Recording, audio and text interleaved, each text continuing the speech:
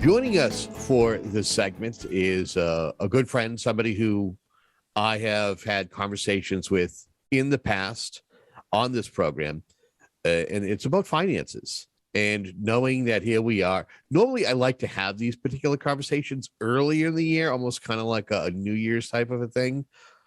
But let me tell you, sometimes our schedules get busy.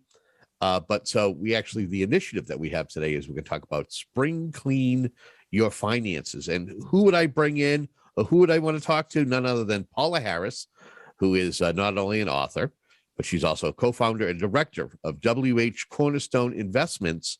Paula, welcome back to the program. Kevin, thank you so much. I always love coming on with you. We have the best conversations. How are you? It's been a bit since we've talked, but how are you and how is your husband Bill doing? We are doing well. I think part of why we didn't get to chat earlier is just a lot's been going on, a lot of life changes, and being financial planners. You get to see a lot of things, and sometimes things get closer to home. So we've had some, family matters we've been dealing with, and helping aging parents, and starting to understand what it really is like to be in that sandwich generation, and it's pretty eye-opening. And I have a whole new respect for people who have been helping parents navigate the aging process, and learning a lot. So it's a busy time. Folks who may or may not recall our conversations, give a little bit of a background on Cornerstone Investments. Sure. So we've been in business since the late 90s, and we are financial planners and investment advisors. We are what's considered a fiduciary on behalf of our clients. So we not only help them manage their money, but we help them make those really important financial decisions in their life. Somehow money touches every aspect of our life, and making really good decisions at critical times is important. We have a specialty in working with widows. It's a group of people that just need help, take help, implement it. And they've been such a rewarding group of people to support. And that's just been tremendous. But I can't emphasize enough, the planning side of money is really where it's at. As much as people always want to focus on what was their return on investments, what's the hottest stock, what's happening in the market, it's those day-to-day decisions that you make that impact your finances more than anything else. It's your habits. And having good financial habits is key. And this is a great time of year to talk about them. What is the importance of staying engaged with one's finances? Oh, that's a great question to start with. It's the type of thing, I'll put it this way. When you get up in the morning, if you were one of those people who hit snooze all the time, if you're putting snooze on your finances, you are really not setting yourself up for success, because finances are something you need to look at. They need to be on your mind quite frequently. I don't recommend they be like the forefront of your mind all the time, because that could drive you a little bit crazy. But being aware and being conscious and making good decisions is important. So today, let's make a pledge. We're not hitting the snooze button on our finances today. Today is about action. We talked briefly beforehand. There's a woman who has a great saying. It's called 5, 4, 3, 2, 1, launch, or action. And that's what today we're going to take action. Great analogy. I'm somebody who I identify with analogies, and that's a fantastic analogy as to one who may procrastinate when it comes to their finances, or making decisions, or at least staying on top of things that could be red flags or could become major problems with your finances. And that happens to most of us. We get busy in our lives, we get distracted.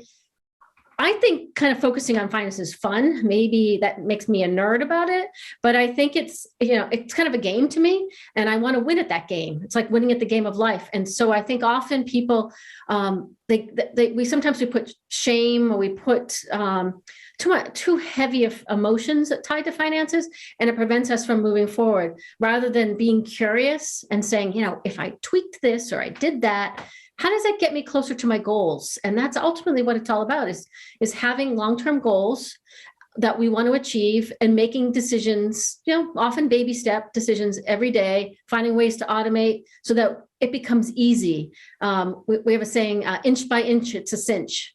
If you try to eat the elephant all at one time, you can't do it. But if you do those little teeny steps every day or every week, it becomes a cinch.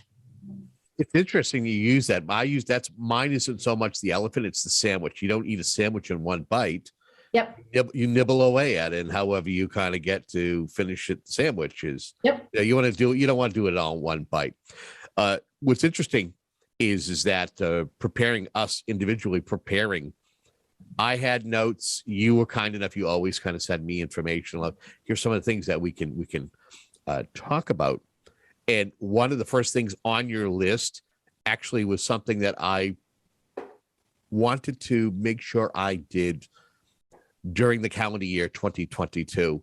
Yep. And that is to update, create a budget, and also eliminate any applications or any services that I'm not using. Maybe I signed up from a couple of years ago for something and it's just been on pause since.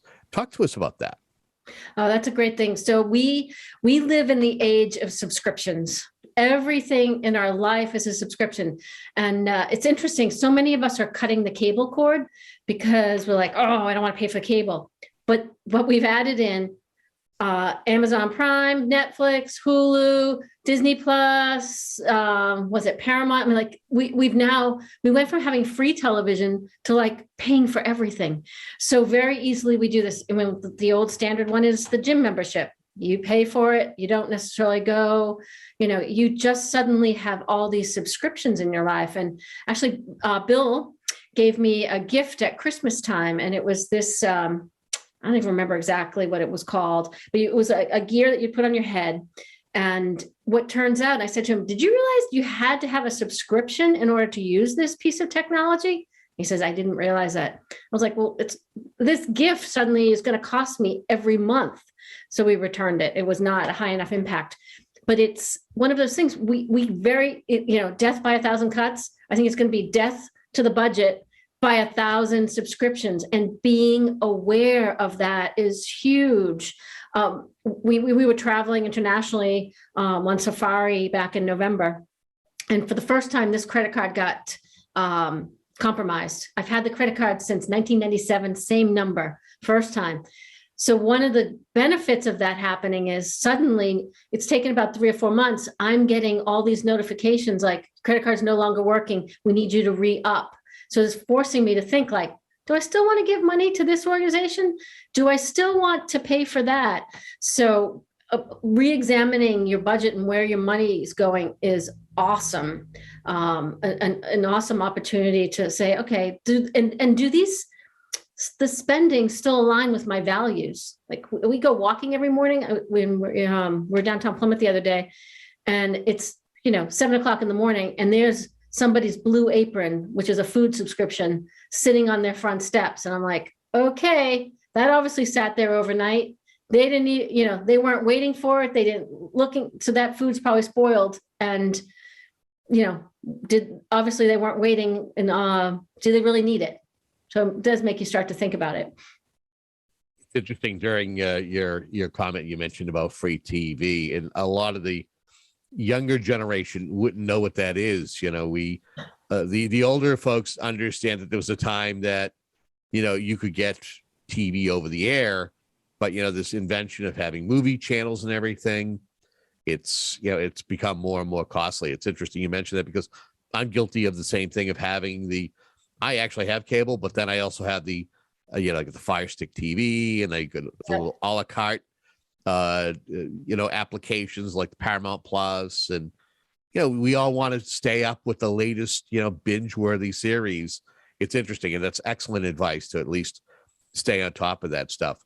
Well, it's interesting, Kevin, when we moved a couple of years ago, we cut the cable cord and we actually bought a digital antenna to put in the window. So we get our TV through that digital antenna, and it was $50 to buy it. So it was a one-time cost. So if you can start to think about one-time costs versus continually paying for something, that's a better way to go with your budget too. Something that a lot of us don't realize until the moment arises, and that is if we need to purchase something, if something happens to a family member, you break down, your car goes on the fritz, not having enough funds to be able to take care of it. How important is it to at least create or at least have an understanding of your emergency fund? Oh, Kevin, that's another great question. Emergency funds are so important. And just like the name says, emergency, you don't know when it's going to happen. We talk about curveball life planning a lot. Curveballs come out of nowhere. And how do you, how do you react to them? And so having that 3 to 6 months of living expenses saved in the bank, not invested in the market. It's a little painful to see that you're only going to get your 0.01%. But you have to keep it in a liquid form. We had a situation in our overall family, someone passed away suddenly. Well, if you don't know this, the funeral home, you have to pay them on the spot before the funeral happens. So they do take credit card, but you don't want to be putting all these things on credit cards either, these emergencies. You want to be able to pay them off. So, the car, I actually ran into somebody the other day. His car had a problem and the automatic steering went. So he borrowed his daughter's car. And when he got to the place to park it, that car went. He then had to rely on his girlfriend's car. So he had 2 cars that were going to need major repairs. So really important. And if you are someone who's self-employed, you definitely want to, or you're in a specialty where it's harder to get quick employment, you want to have that plus 6 months saved so that you can navigate it. And preferably it is truly cash in the bank. I think it's kind of hand in hand, not only having an emergency fund, but also having an understanding of your credit history, because again, you never know when at a moment's notice, yep, you need to borrow money if somebody happens to pass away or if you need to purchase a new vehicle. How important is it to make sure that you clean up your credit history? Oh, I think it's very important. You want to look, you can get a free look at your credit from each one of the major companies, which I'm not going to have them all right now, TransUnion, Experian, and then there's one other. They will each give you a free look once a year. You want to make sure that your bills have been paid, that you don't have outstanding credit cards that you didn't know about. A lot of times people will have them from stores, the Macy's, the Kohl's, and you forget that you opened that 12 years ago. It's still active against your credit because having a good credit score, that's how much you're going to pay when you borrow money. So you want to get a mortgage, you want the best one you can get because you're locking into that mortgage rate for a long period of time. Same with the car loan. So making sure you don't miss payments. So, on the flip side of that is how do you automate so that, you have automatic bill pay? And this is for younger people and for older people. As we start to get older, we tend to not realize if we paid something.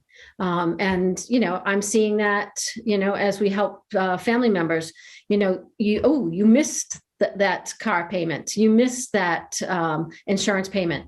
That puts your account into some risk, and you don't want to do that. So you want to make sure that you're buttoned up on taking care of those matters. Myself, I use something called Credit Karma, and it gives me updates whenever there's any kind of fluctuation in my credit score. I want to say probably the most horrific score I got. I think I'm saying it incorrectly here. I actually got a notification that for some reason, my credit score plummeted 100 points. Ooh. 100 points, right? That's Usually big. it blips up 5, it goes down 3. It's kind of depending on what you have for open credit cards, what you have for limits, if you pay your credit cards off. But for some reason, there was some kind of an issue with a credit card. It was a store credit card that I had bought. I had signed up for many years ago. But as you know, through the process, the card gets bought by one company, and another company buys that debt. Another company buys. Before you know, you have a bigger company. And I had a bigger company that bought the debt.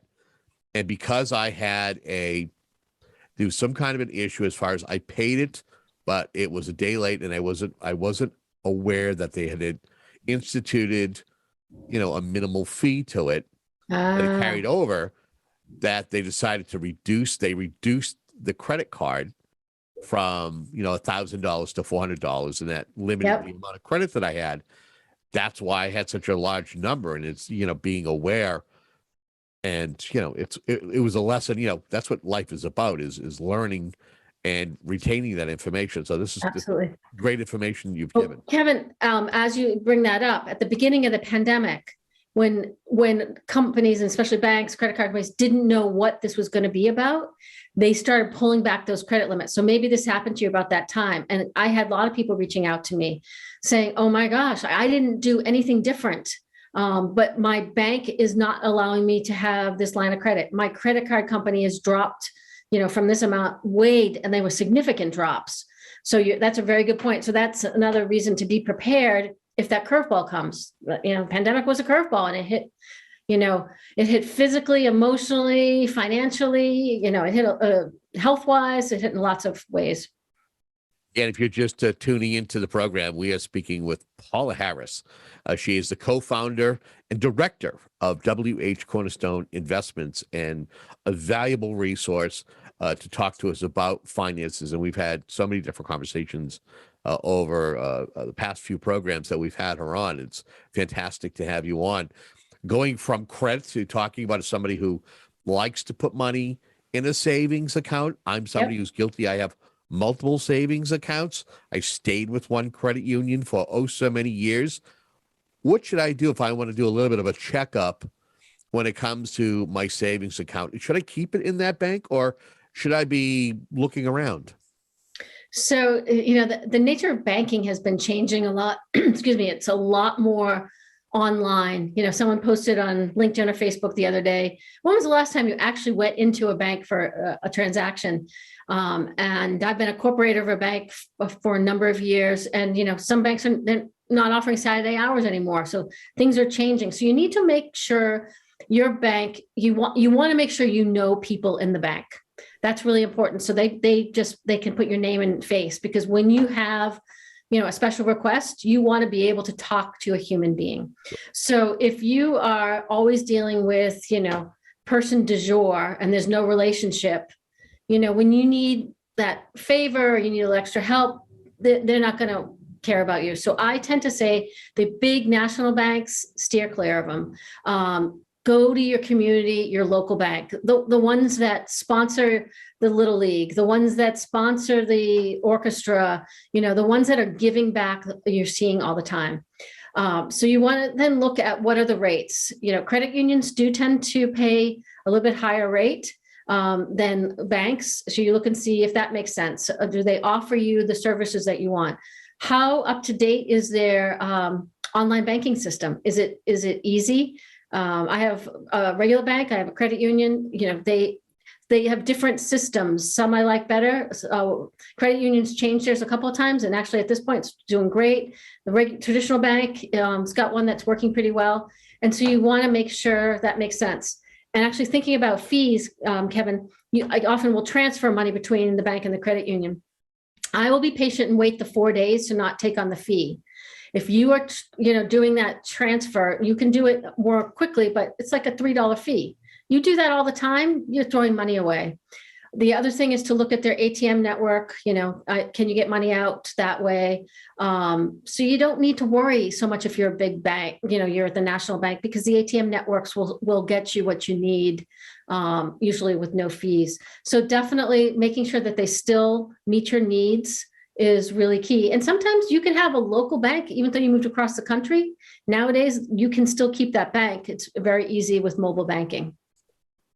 So transitioning from talking about savings to, sucking away money for the one day that you can retire. Yeah. How important is it to take a look at what we're doing for our contributions when it comes to retirement, IRAs, and such? So this is a great time of year to talk about this, because it's tax time. Yep. So we are more in tune with our money than probably any other time of the year. So some of you may have already filed your taxes and gotten paid your fee, or gotten your money back, or you may still be waiting until this year. Nationally, it's April 18th that you have to have it filed by. And locally, we are April 19th because of Evacuation Day in Boston. That sets the deadline a little bit later for us. So For people who are contributing to IRAs, you want to make sure that you have made your contribution for last year, 2021, before that tax filing deadline and before you file your taxes. So you want to look and say, okay, am I going to put it into a traditional IRA, which, depending on how much you make, you'll be able to write off that. Or if you're going to put it into a Roth IRA. So just to clarify again, the difference between a traditional and a Roth.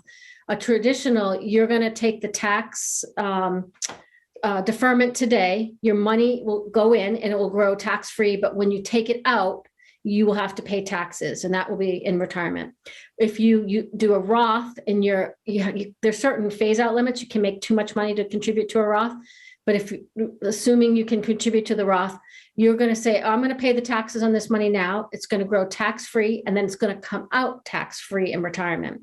Big, big deal. So you want to be doing everything you can to save towards retirement. Retirement is going to be a long period of time, and it's going to be expensive. And I think people forget it's that constant pull of the immediate gratification today for that long-term gratification, basically living and having enough money and staying independent for tomorrow.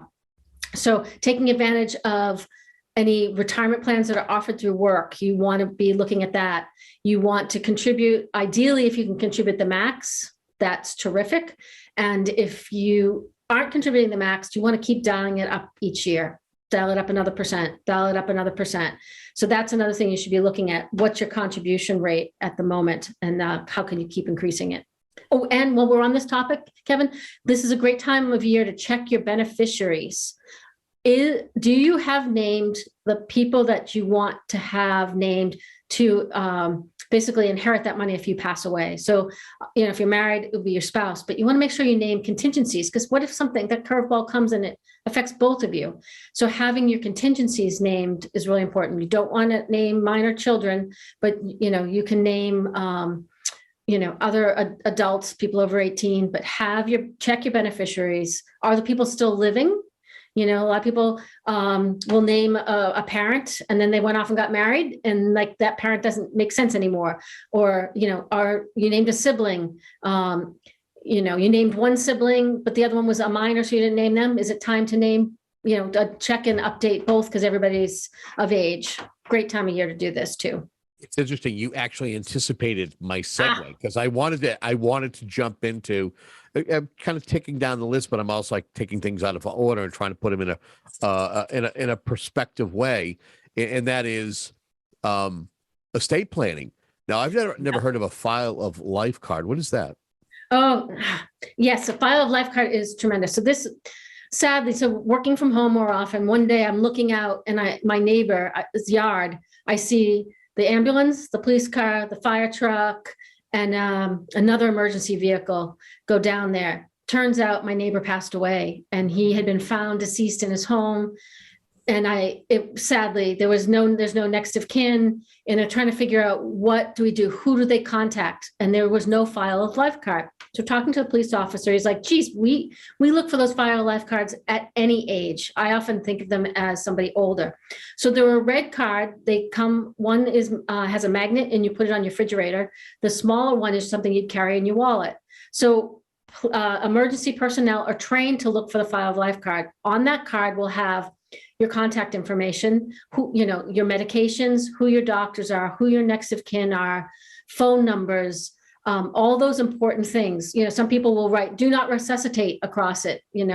That's usually people who are older or have some type of major illness, and they know they do not want to be resuscitated. But so important. We actually just sent these out to all of our clients last week, and have been getting emails back saying, thank you so much. One woman in her mid-70s said, my father's always had one of these, but I never thought it applied to me. And we've sent them to our clients who are in their 20s. We sent them to the clients in their 90s. It is something everyone should have, because, you're driving a car and you have a seizure. You're 28 years old. The emergency personnel that gets there needs to know what's happening with you. They need to know if you took some medication or you didn't take some medication. Very, very important. I put that under the estate planning umbrella because you want to be prepared and buttoned up.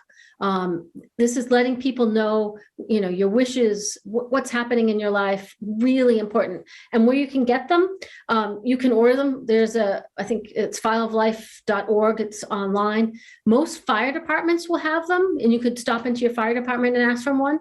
Senior centers, they will accept anybody, young or old, to come in. They usually have them, and they would give them out as well. Very important. That's my new mission, is to make sure everybody's getting a File of Life card and that they take action and fill it out. Really important. Again, we're speaking with Paula Harris. She is with the WH Cornerstone Investment. Paula, we just have a couple of minutes. I can't believe the time has flown. It has flown. If there's anything that we haven't touched upon, but you feel is the final thing that we mentioned, because there were a couple of things we didn't talk about, insurance policies or organizing your documents, but also setting goals for the year ahead. Yeah, I guess the most important, checking your insurance would be really important. Goals are always important, but making sure, do you have an umbrella policy? What has changed in your life? As somebody ages, you might want to, and maybe driving becomes a little sketchy. When you have a new driver coming on, or you have an older driver, you want to make sure you've got your collision numbers up high, because if there's an issue, you want to be able to, get the best insurance for that. You want to make sure, do you need to start thinking about long-term care? As we, how do you plan to take care of yourself in those later years? Insurance, life insurance, do you still have a need for it? Maybe the kids are all grown and you don't need it. We've come across clients with whole life policies, but with adult children, and there's just no need, they're single at this point. There's no need for that policy, but they're paying 20 grand for it. Maybe you reposition assets in another way. So really important to look that you're properly insured across different categories: your home, your auto, your life, and your long-term care. Do you have the right health insurance? That's a big deal. Are you, these companies, they deny a lot, HMOs, if you're in an HMO and you need some longer term care, you've got a family member who needs to go into rehab. A lot of the rehab places won't take someone with an HMO. These are things you want to know ahead of time rather than find out at the last minute. Oh, last question for you. And that is, Yes. if folks have been enticed or have any questions in regards to any of this conversation that you and I have had, how can they reach out to you? Sure. Very available. Our website is whcornerstone.com. Can reach out through there. They have a great system on there called Drift. You can ask a question. We're on Instagram and Facebook and LinkedIn and Twitter. So you can follow us there to get great tips and learn more about what we're doing, or reach out to those channels as well. Or call the office. The number's right on our website. Happy to reach out. We want to make sure people get good information. Well, Paula, again, thank you so much for joining us.